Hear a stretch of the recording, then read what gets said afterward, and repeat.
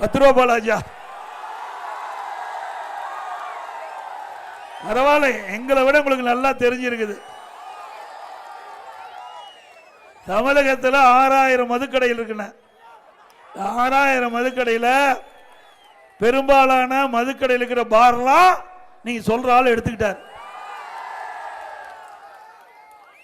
இன்றைய தினம் ஒரு நாளைக்கு திராவிட முன்னேற்ற கழக ஆட்சியில் மதுபான கடையில் 1.5 கோடி பாட்டில் விற்குது. ஒரு பாட்டிலுக்கு 10 ரூபா அதிகமாக கொடுத்தா தான் அந்த மதுக்கடையில் பாட்டில் கிடைக்கும்.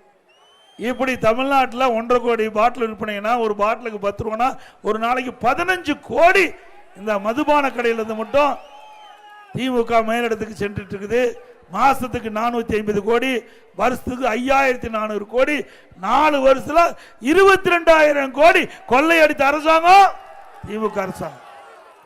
அண்ணா திமுக ஆட்சிக்கு வந்த பிறகு இதெல்லாம் முறையா விசாரிக்கப்பட்டு இதில் யார் யாரு தவறில் ஈடுபட்டார்களோ அவர்கள் மீதெல்லாம் சட்ட நீதியாக நடவடிக்கை எடுக்கப்படும்.